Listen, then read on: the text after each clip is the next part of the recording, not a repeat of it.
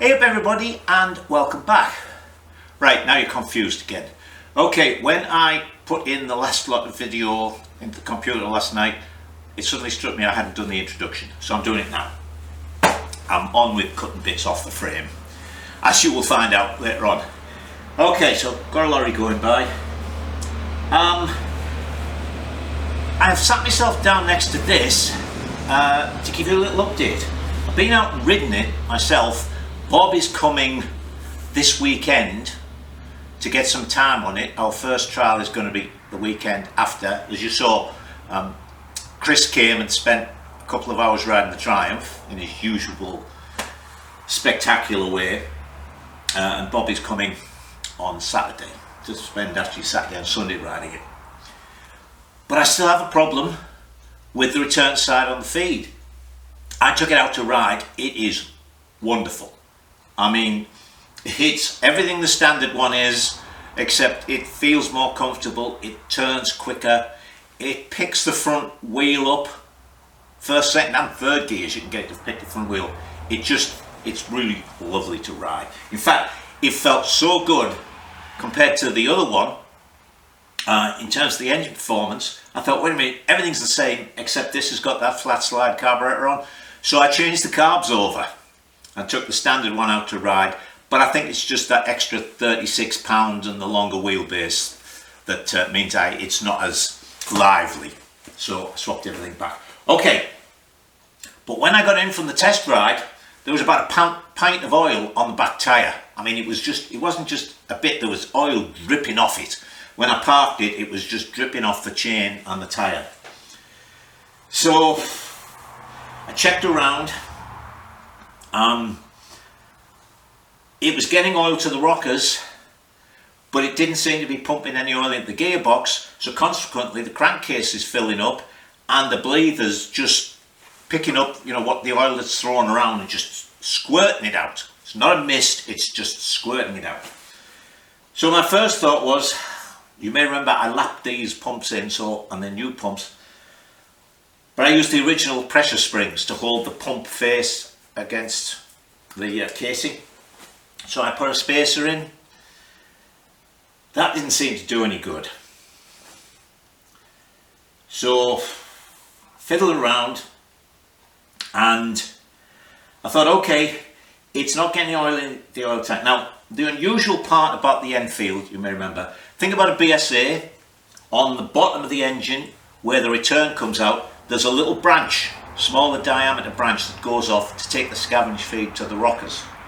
On the Triumph, the return goes right to the tank, and when it goes into the tank, again there's a little take-off that goes to the rockers. But this, in here, well actually I don't know if you can see that far down, it has a little pressure relief valve that screws in. It's like a bolt with a relief around it, two little holes, and inside is a pressure relief. And you screw it in, and the oil feed comes up, goes round that relief to go up to the rockers, and through those holes to be against the pressure valve. When the back pressure from the rockers, I think it's set at 15 pound, comes up, that little valve opens and then the oil goes horizontally along through the cases into the oil tank. So I thought, okay, it was a 3/8 BSC bolt. I grabbed one and I made an identical bolt. I did the relief on it, I drilled it, but of course it didn't have the I've got an itchy eye again. The pressure relief valve in it. Put that in and it worked. It was going through to the gearbox, the oil tank, and it was going up to the rockers. But it's still wet sumping a little bit. Right, I've tried everything I can think of. What I've done as a temporary measure is I thought, okay, I know it's pumping the rockers, I know it's sort of returning, but not enough to the oil tank. So everything is being lubricated. We're just not getting enough to go back to the oil tank for some reason. So let me check if you can see this. Hold on a second. No, you can't. I'm going to open you right up. Whoops, open it up. Okay. You may remember on the back of this is where the magneto slash what's the word, distributor goes. I just put a plate. So I actually welded a tube onto that plate, and I've got the breather going into here because this isn't enclosed. This has a hole that meets up with the passageway that goes into the oil tank. So I thought, okay, at least I can stop it from going there while I work on it. Now the reason I think it's wet sumping a bit is because when I put this non-return valve in, it worked perfectly. It pumped to the rockers, it pumped into the oil tank, and there was nothing coming out the breather. So I thought, job done. Next day I came out, tried it again, and it was blowing out the breather. So the crank must be filling up. So the only thing I can think of is if this has got new oil pumps, it's got a new drive, everything. So I bit the bullet again. This engine's costing me a fortune. And got another cover. So now when that arrives, everything should come. I've got to write to Hitchcock's because I say the trial's coming up soon, so I paid the extra money for the 2 to 5 day DHL shipping. I got an email to tell me it's coming next week. 9 days. Buy stuff from the UK with FedEx, it's here in 2 days, 3 at the most. So I'm going to tell Hitchcock's using DHL, certainly in the US, is a waste of time. Anyway, that's this week's introduction. I will let you know what happens with this as we go along. But let me get back onto the frame. Right, well, people, welcome to the frustrating world of old bikes. Now, you just saw me take these forks apart. Oh, and actually, the reason the yokes are in here is because I was having a little bit of a tussle getting the first fork in, which I wanted to try before I videoed it. So I cleaned things up, came back, went to delete that bit of video and clicked too many buttons and deleted the video of me putting these in. But you'll see me put them in at the end. So alright, here's the fork that goes in here.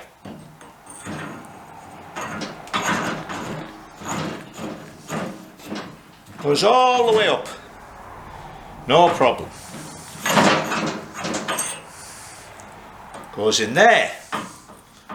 Nicely up until the taper gets pulled up, so it's about 1/4 inch from the top.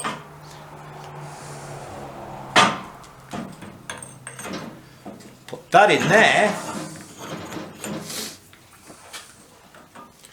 and this does not line up. If I look down, I can see light round one side, not round the other side. Of course, I should be able to see light all the way around because of the taper. Now, see, it won't go at all. I've even tried with the special tool I have, which I'll show you, which you make out of, you buy one, you make out of a couple of these old things. You know, you get one that's really nasty like that and you turn the hex top off, you put that down into there, screw it into the fork, and then you use this and it pulls it out, or pulls it up into there, into the taper. But even that won't pull it. So that would tend to indicate that probably this bottom yoke is slightly bent. I'll fiddle on a bit more, or else I'll have to go and get another pair of yokes and try and fit them. This is why I gave myself like 30 minutes to put all this together, and that was an hour ago, and they're not even in. So let me switch you off, and we'll see what I can find. Right, so there's a straight edge laid across those two faces there, which should be exactly perpendicular to the forks. Let me zoom you in.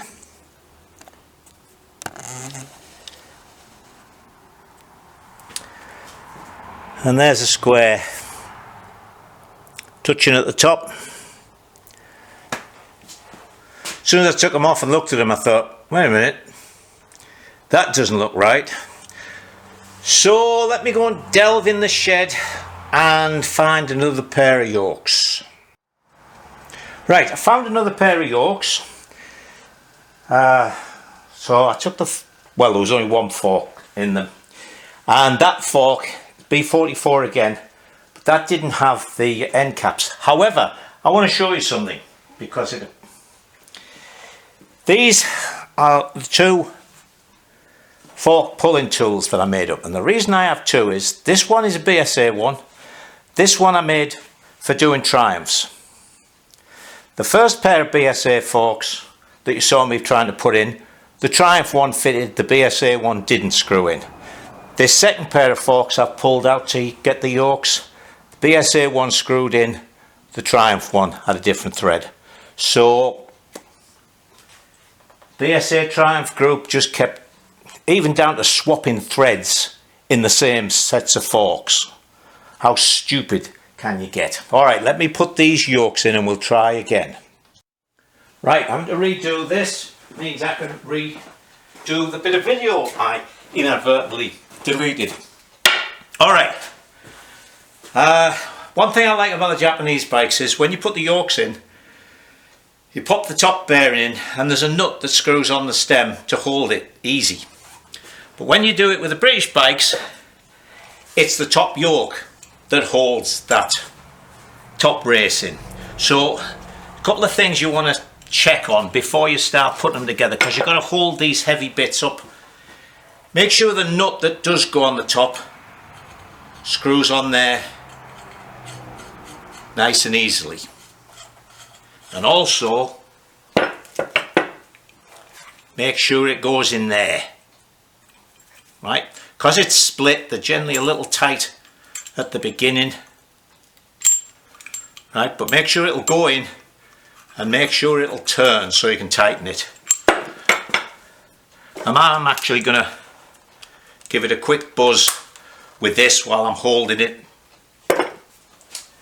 Okay, so I'm not going to put the little cover on, but there's the top race in.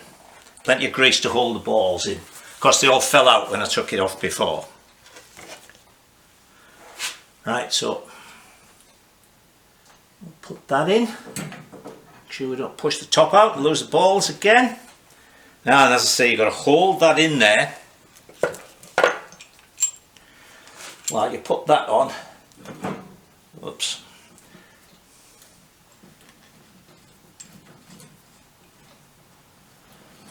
Tighten it up.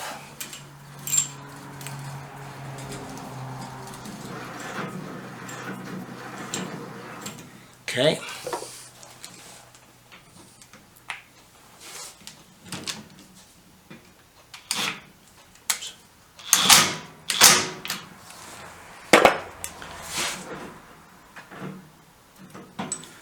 There we go.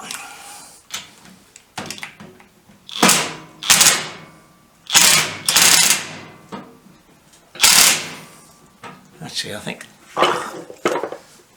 oh, we're missing a, buggeration, we're missing a washer, thin washer, and this cap, so this is because I'm annoyed. Simple as that.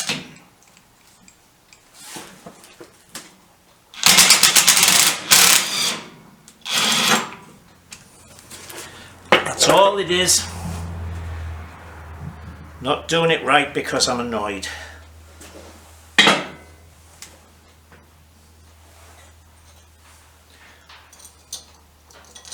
So there's the cover that goes on.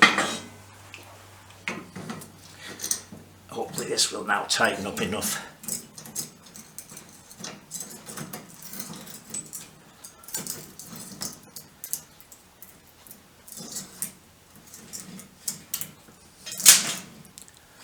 That sounds like a ball dropping out, didn't it? But that might be from last time, because I had to find some extra balls.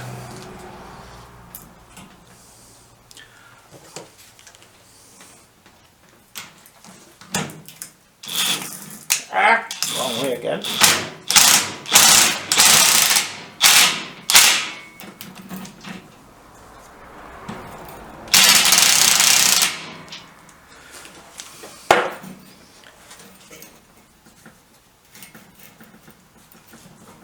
Right,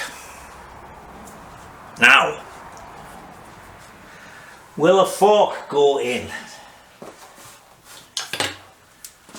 I'll put the spring on. Don't really need the spring on, but it'll hold the fork in place so it doesn't move about.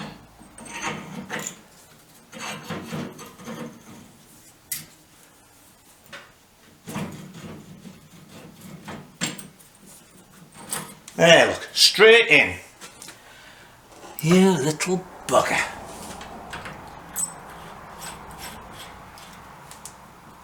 Right, let me put the other one in and tighten that up. Right, so there are the forks in. It's 1 o'clock, so it's sandwich time. That's probably put me having to go and find another pair and all the rest of it, an hour and a half behind schedule. So I don't have to worry about the pinch bolts and things. I just need them in like that so we can use them as the lever for that. They have quite nice chrome handlebar clamps, those. Okay, let me go and have some scran and then we'll see about putting this, getting our right fork angle. Alright, we're all set. So I'm through here, and this is sprung out a little bit, so you always find this, frames are always after use under tension, and of course all welded frames have some tension built into them, unless they're completely normalised. Right, so as I say, I've cut through that. We're going to heat this up and bring it round here. Okay, so I've just got a piece of tube in here. I have a piece that I made, but it was made specifically to go in the 4-stud BSA forks. So I've just put a piece in there, turned that round so I can turn this, pull it in once we've got our tube heated up. So everything's alright, it's mildly, just to say, under tension. I tell you what, this took me forever to saw through, even with a new blade. No wonder this frame's so heavy.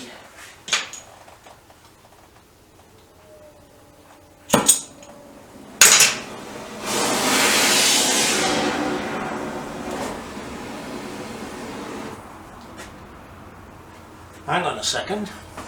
Don't seem to have any oxygen pressure. Let me switch you off a moment. Right, I must have caught the pressure adjuster as I was getting the hose off. Try again.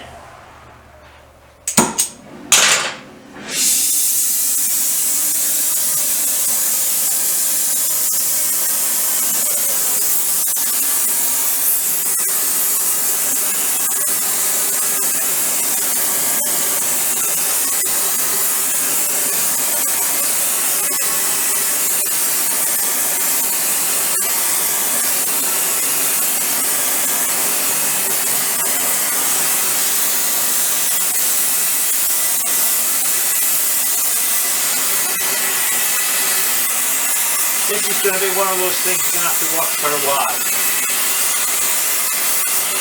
As I say, the tubing is thick. And this is why I wanted to do it obviously settling. If I tried to do it with math, gas or propane, it would have taken forever.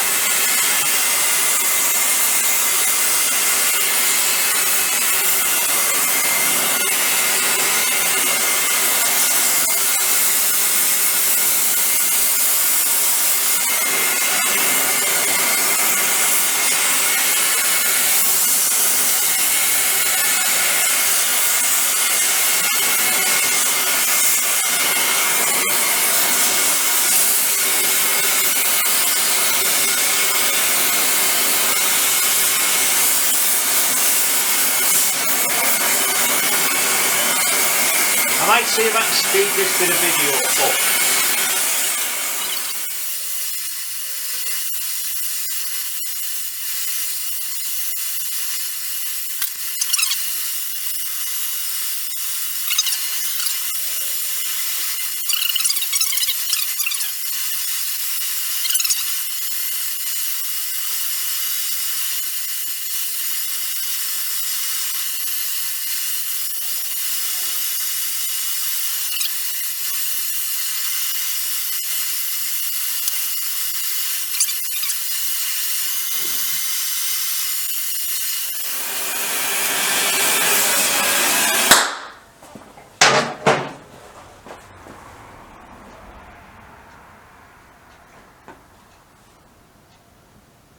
Right, that's 24.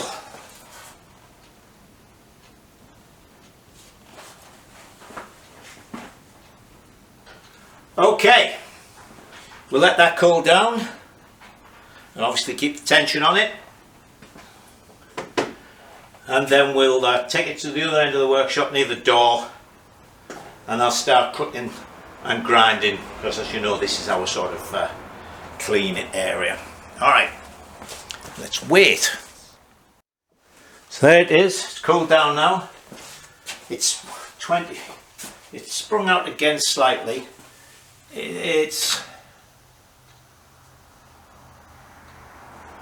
Well, that one's reading 24.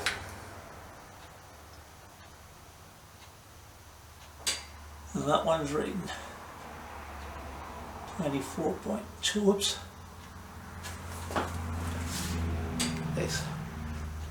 These ball bearings are pretty notchy.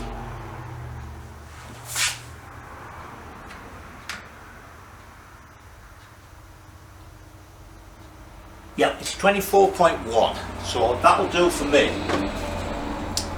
And I've checked across this way, and I put the swinging arm pivot in, check that we're still level. And hang on, just so you know, there to there is 36.5. Excuse me. There to there, 36.5. Okay, so everything is good. Now this is 1 1/4 inch tube.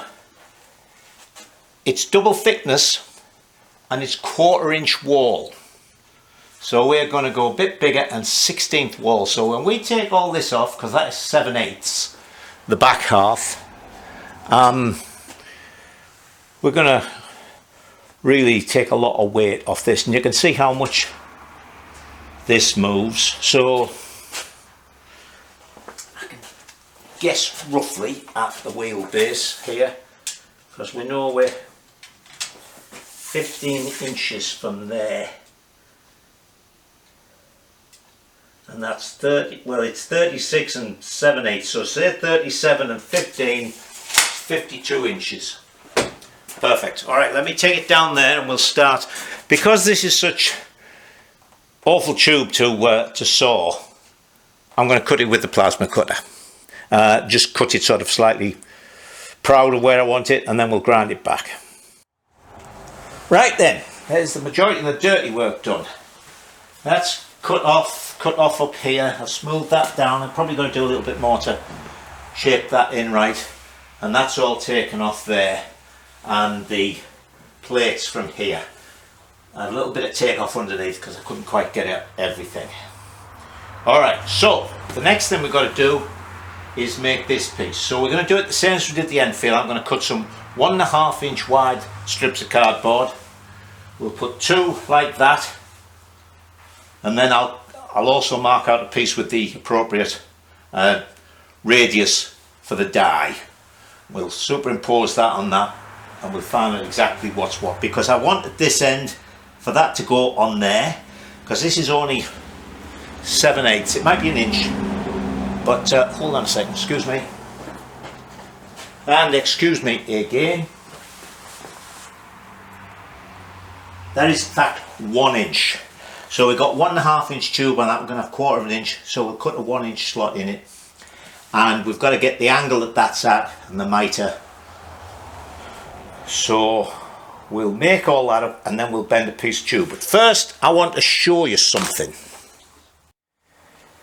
This is the piece I cut off from the headstock. There's the round bit. So this bit is where I sawed through it. I don't know if I showed you this or not. I don't think I did. But look at that. As I remembered. See, it's double layered. And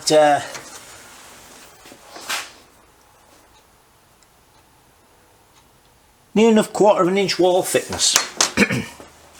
And when I cut this end off the headstock, the centre tube, the inner tube, isn't welded on. Only this outer tube is welded on. Let me show you something else. Right, this is as close as I can get you without walking into the house and bringing down the macro lens. But this is, that's the tube that goes up to the rear suspension unit. Look, double thickness again. I mean, hang on a second. Just look where I cut the top off. This tube is only single thickness, but this bottom piece of tube here is double thickness. Crazy. Alright, let's cut some cardboard.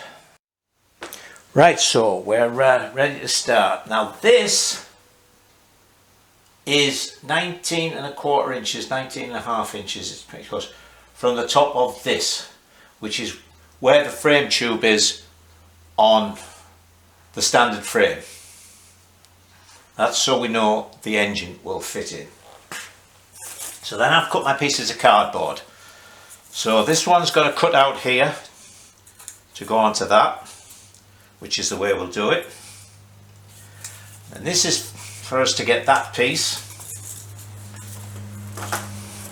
And that is exactly what the tube bender will make with 1½ inch tube.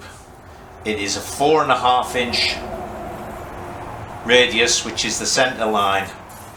So this is 3 3/4 and that's 5 1/4. So what we'll do is we'll put these on here.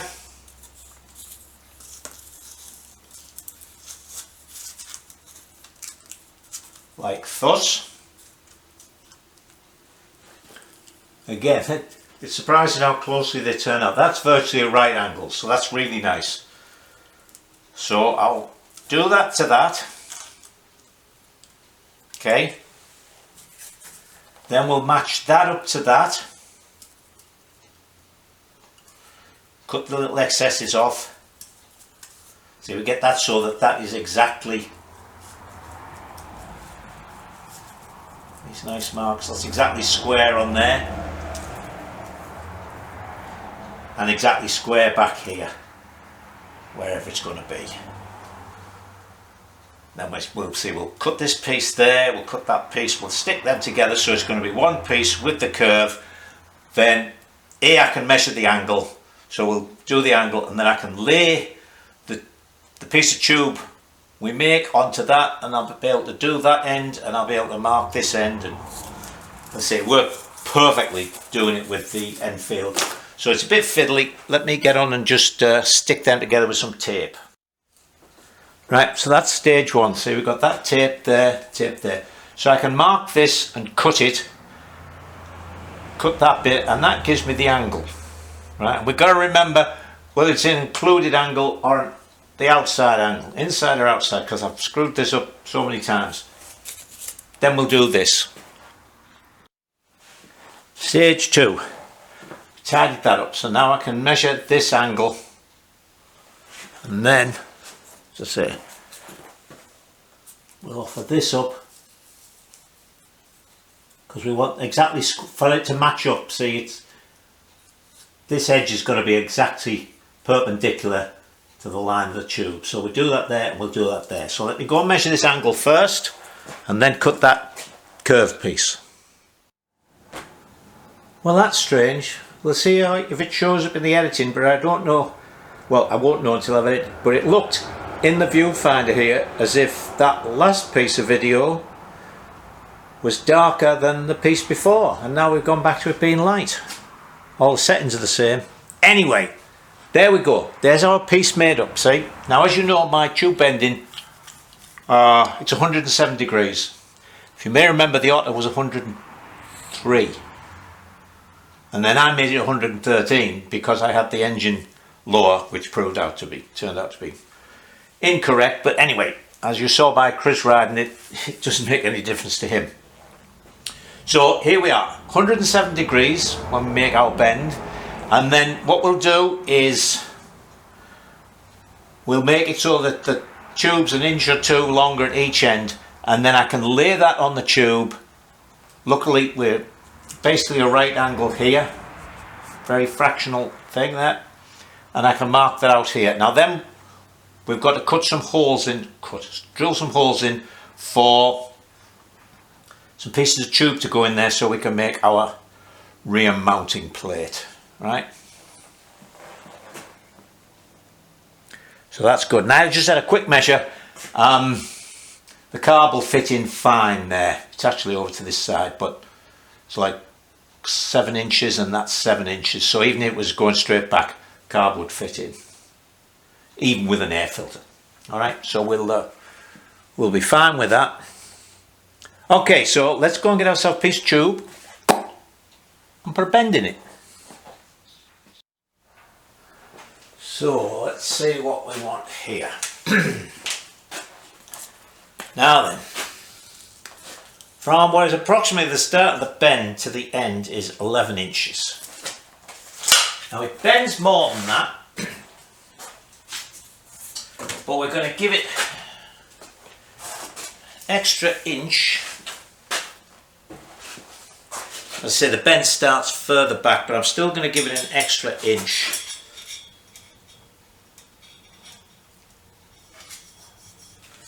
So we'll mark that at 12 inches.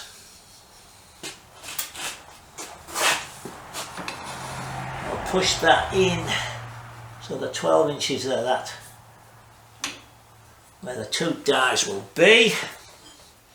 The fixed one and the rotating one. Now I still haven't done the mod to this for the movement of the dies, which JD Squared, as I've mentioned before, so some of you know, sent me a drawing to do it, because the first time I did 1.5 inch tube, the tube squished, and I got in touch with them and they said, oh yeah, it is a problem we found, and in fact the newer models take that into account. There's something in here, but it's because the fixed die and that can move. So he sent me a drawing to add something to this piece so that it couldn't move. But I seem to remember that last time all I did was I jammed something in somewhere. But anyway, there we're set. Set that to 0 degrees.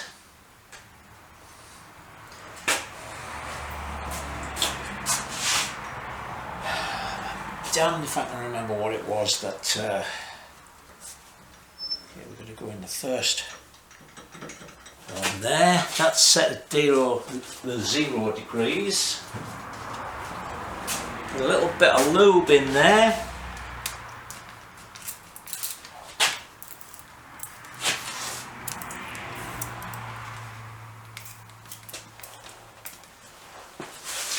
And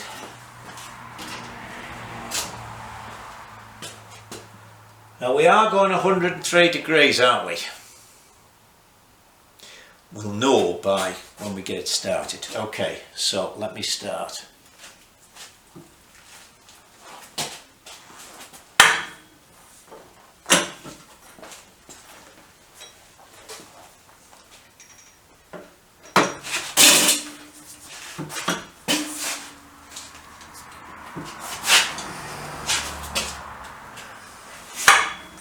Tell you one thing, 1.5 inch chrome moly is about the most I think you could do doing this by hand.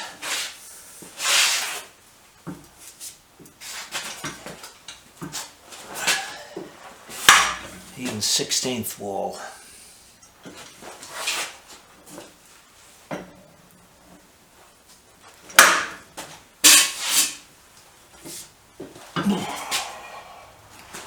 Should have left this till after lunch, shouldn't I, when I've got some more. Well, see, that's only 25 degrees.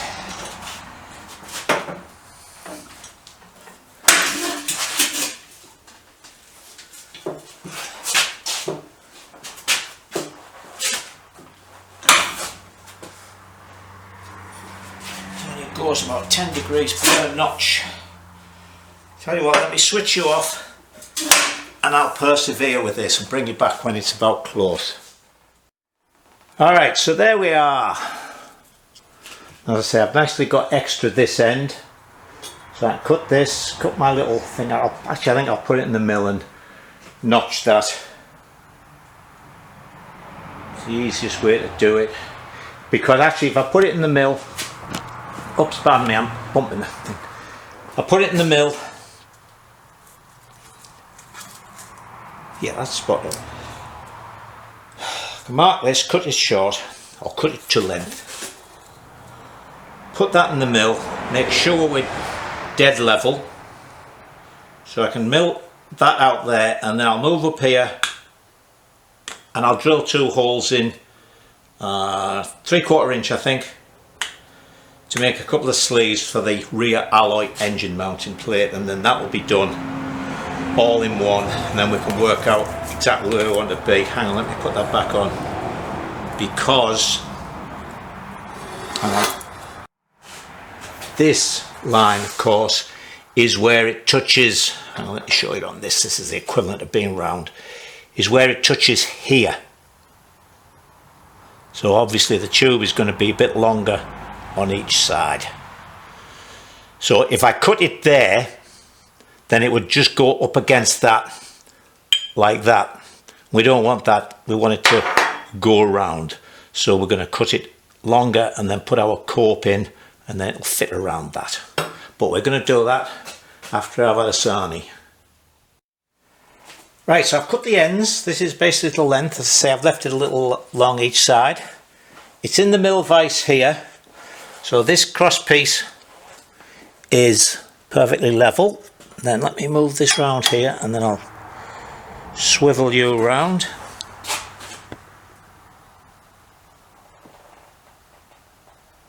And you see that's level there. So we know we're spot on. So let me get up set up with the edge finder.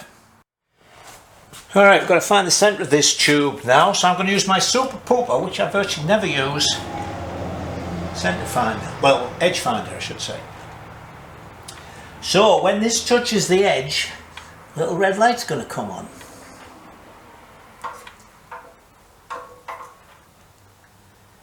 I'm going up and down, because this is round, I'm going up and down to make sure I touch it on the centre line.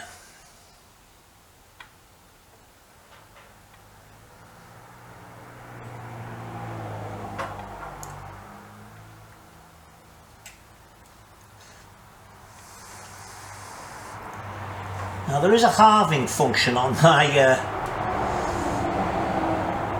readout thing here. What do you call it? What do you call it? Oh, it's gone. Digital, my DRO, my digital readout. But I don't know how it works, and I just looked for the book and I can't find the book.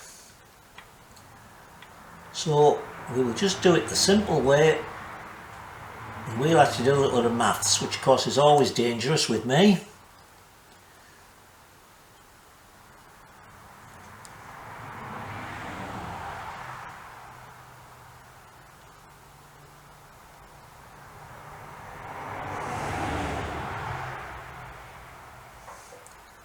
We'll move it off and then move it back on.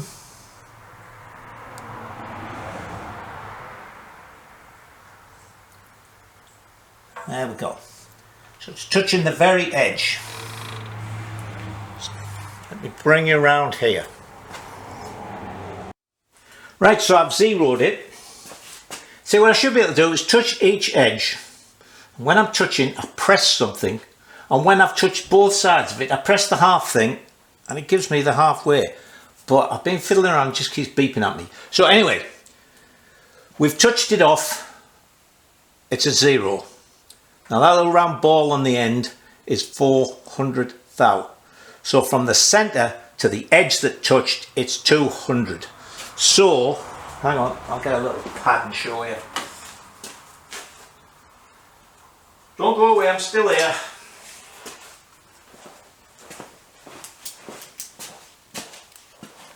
Alright, so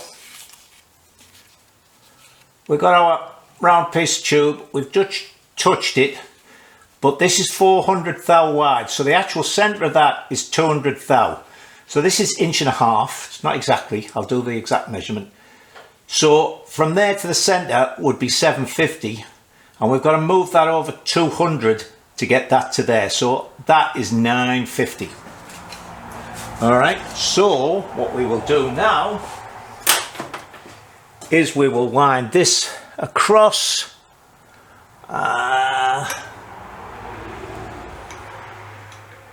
It's coming this way. I should have touched off on the other side, then it would have been positive numbers. But the exactly correct number actually is 948.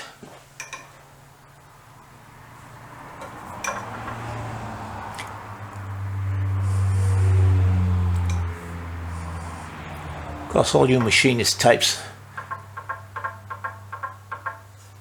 There we go. Now then, we'll lock that table at that because we're only going to go lengthwise now, x-axis, so we'll lock that y-axis. That's 300ths is nothing. So just out of interest, let me move you again. And I think I've got you about exactly end on, so let's see how your eyeballs make. I've actually made a little mark on this, but as you can see, that now is centered. Okay. Right, I've got a 3/4 inch end mill in. So what we're going to do is it's the type you can plunge cut with. We're going to do a 3/4 inch hole here, and you can't really see this. We're going to do a 3/4 inch hole, one there which is sort of 1 inch up from the cross piece, and one there that's another 2.5 inches up, and they're going to be the ones we will sleeve for the engine mounting plate. And then here I've got it marked with plunge in here, go right through, cut our slot, that'll be 3/4 of an inch. Then I'll move it over 1/8 and do it, and move it over 1/8 this way and do it, and that will give us our 1 inch slot. That centre mark I went to, I've zeroed the DRO. So let's see what we've got here.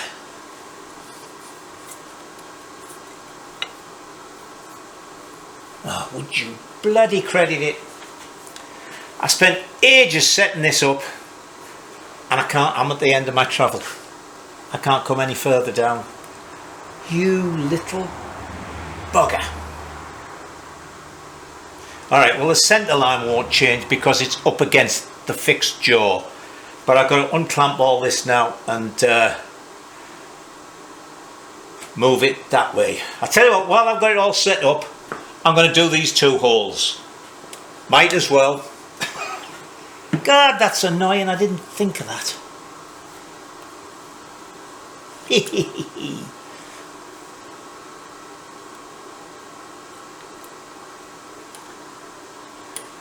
All right,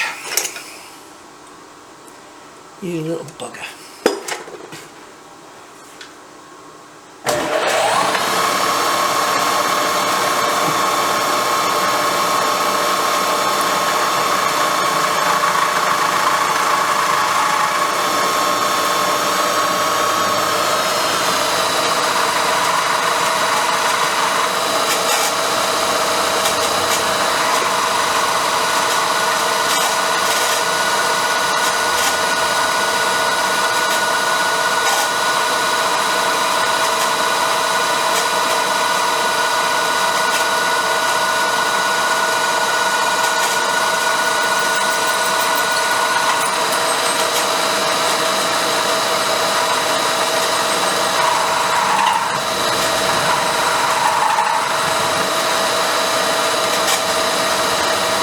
I wish I had a 3-pronged thing on this.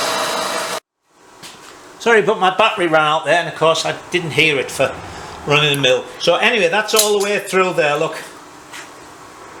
So we're fine for that. So let me move it along. I'll do the other one, and then I'll move this and reclamp it and everything. Alright, well, so got those 2 holes. The holes look enormous, but don't forget we've got some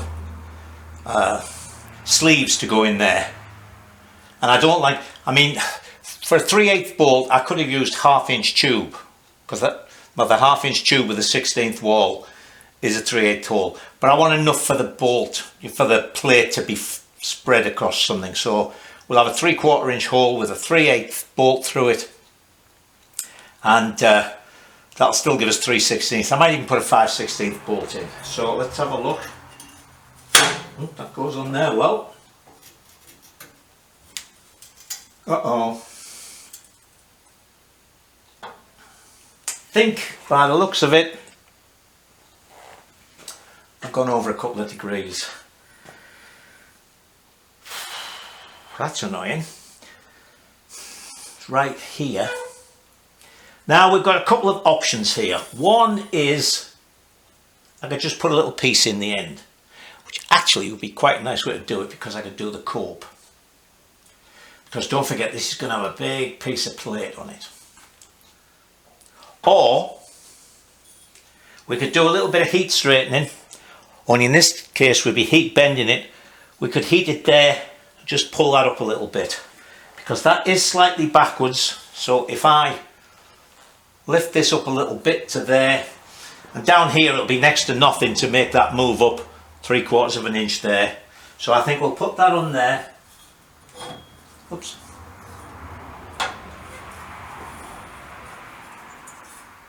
Let's get this right here. Looks as if that's not, something's not exactly square there. We've got a very slight more of a gap there. Who knows, this might have moved in the vise when I was milling it out. But we'll make sure, hang on a second. Okay, that's not vertical. That wants to come forward a little bit. Yeah. So that's the best way to do it. That's what I've done. The dimensions are right. I've bent this angle too much. So we'll ease the angle out from here with a little bit of heat. Just there, make it pull up until we get it to where we want it there. But I've just noticed something else. So let me move you again. See, I've got the spindle in for the swinging arm. I used that actually to level things up. There's not enough space there to get the swinging arm in. So we're going to have to take a little piece out of this.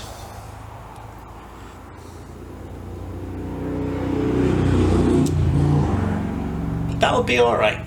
Don't worry, we'll still make sure it's all good and strong. That'll be fine, welded all the way around. We'll put a little gusset plate at the front, something like that. That won't interfere with the engine plate.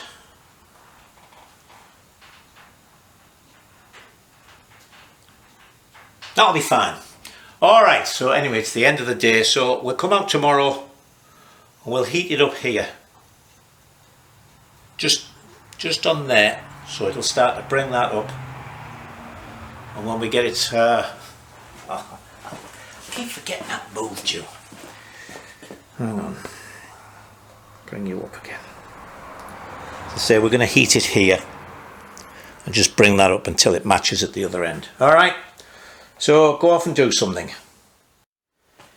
Well, good morning. Alright, now I'm sure everybody spotted this, but I know why I did this wrong. I measured it at 107, right, which should have been 73 in here to get our 180. And then while I was talking to you, I said, oh, 107, that's close to the 103 for the auto frame. And I shouldn't have done that, because then I started to think 103, and that's why I took that to 77. So those extra 4 degrees are what screwed me. Alright, let me go and get the oxyacetylene torch. Right then, let's try this.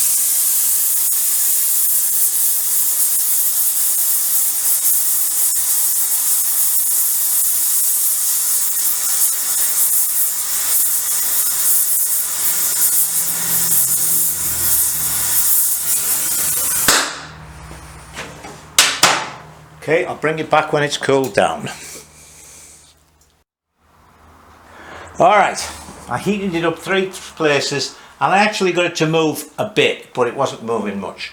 So I put this end in the vise with the grips in, and I put a long bar in it, and I used my aging muscles, and I've pulled it out. So now I can cope this end. What we'll do, hang on, excuse me, let's move it over here so that it's to the side of that.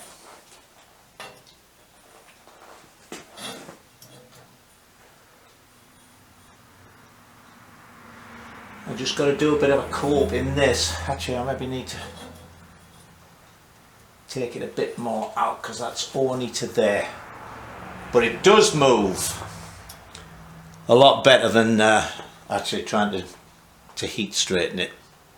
So let me put it in the vise and give it another pull, and then we'll see about just putting a little cope in this end, and that should fit in there nicely. You can see it's still dropping too much, so let me straighten it out a bit more. Well, I think that's about as close as I'm going to get it. I mean, I could keep on going, but I'm only about a 1/4 inch off there. Nicely in there. I've put a little cope in, it dropped in. I might cope it a little bit more, just to let it drop down slightly more, but that's about it.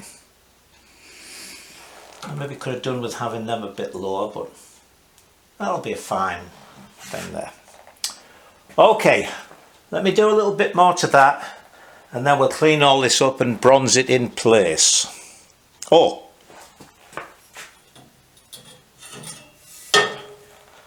I also flattened the back of that, and